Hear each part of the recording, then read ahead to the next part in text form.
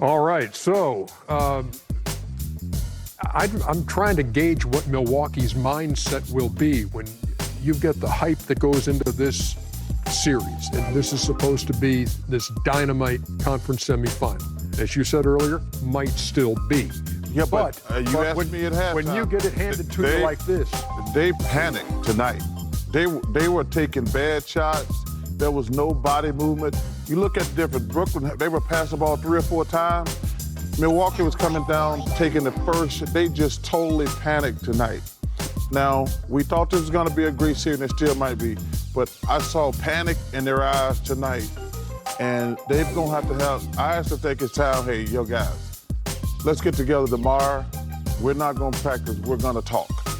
Because they haven't been ready to play in either game. Are you saying you kind of saw a deer in the headlights look from? You saw a deer, because Kenny was showing the plays at halftime and the difference. That was funny though, Ernie. Yeah.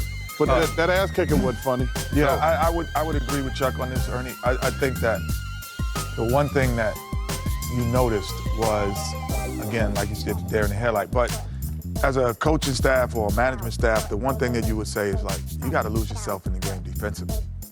Like, once you lose it yourself and defensively, offense will come.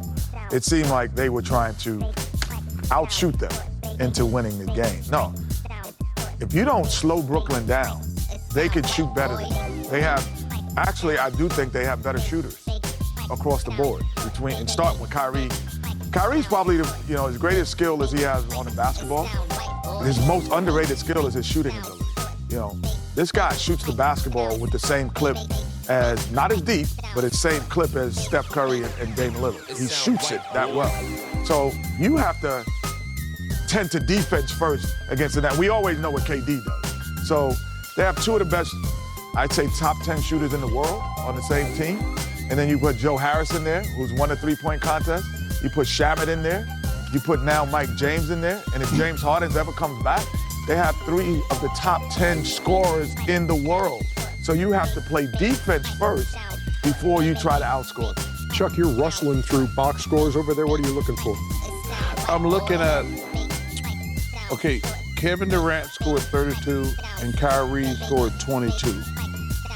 But Joe Harris, Bruce Brown, Mike James, 13 each. These are like, they to give up 125 points to really, with 2 guys who are terrific offensive players, those guys only scored 55, Ernie.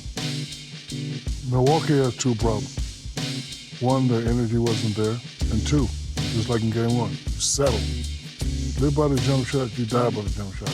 Those shots might fall at home, but we're not going to focus on that. What we need to focus on in game 1, we beat them up inside.